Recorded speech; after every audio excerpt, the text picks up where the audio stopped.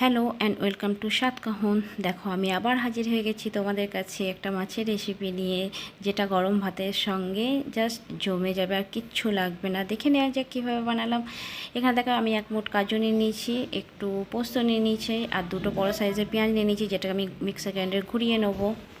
এখানে দেখো দই, জিরে গুঁড়ো, ধনিয়া গুঁড়ো, হলুদ গুঁড়ো আর কাশ্মীর লাল লঙ্কা গুঁড়ো। এখানে দেখো একটু তেল নিয়ে নিয়েছি কড়াইয়ে, তারপরে 4টে মতো এলাচ, একটু দারচিনি, তারপরে যে পেস্টটা করে রেখেছিলাম পোস্ত সেটা দিয়ে নিলাম। তারপরে ভালো করে নাড়িয়ে নেব। পরিমাণ মতো নুন দিয়ে নিচ্ছি এখানে। তারপর ঢাকা দিয়ে এটাকে হতে দেবো।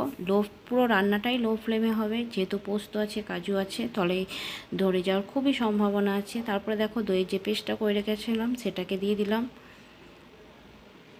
মশলার সঙ্গে যেটা মিশিয়ে রেখেছিলাম সেটা দিয়ে নিলাম। তারপরে এটাকেও খুব ভালোভাবে মিশিয়ে নেব। তারপরে দেখো এই বাটিটাই ধুয়ে একটুখানি পানি দিয়ে নিচ্ছি।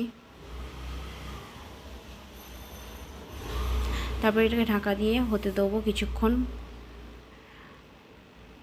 দেখো এখানে খুব সুন্দরভাবে মশলাটা কষানো হয়ে গেছে, তেলগুলো পুরো ছেড়ে দিয়েছে মশলাটা। এটাকে আরেকবার ভালো করে নাড়িয়ে চাড়িয়ে নেব। খুবই পেশেন্স নিয়ে এই কাজটা করবে, খুবই ধীরে সুস্থে, নাহলে কিন্তু তলায় লেগে যাবে, এবং পুরো রান্নাটাই লো ফ্লেমে করতে হবে। এখানে যেরকম গ্রেভি রাখতে চাও সেই পরিমাণে পানি দিয়ে দেবে। তারপরে সেটাকে খুব ভালো করে মিশিয়ে নেবে।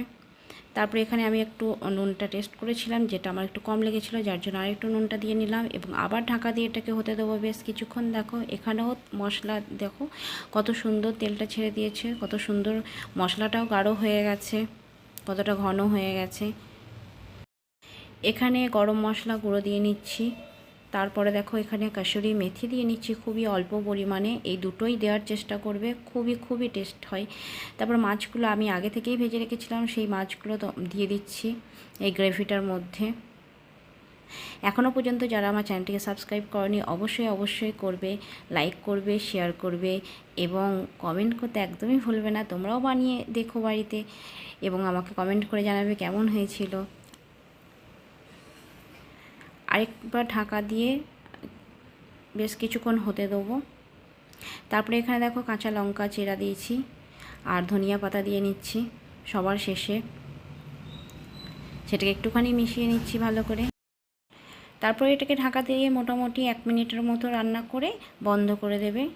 আধ ঘন্টা পরে খুলে যে ম্যাজিকটা হবে সেটা হচ্ছে এটা। এত সুন্দর দেখতে এবং খেতে হয়েছিল, মানে বলার কিছু নেই। সবাই ভালো থেকো, সবাইকে ভালো রেখো, টাটা।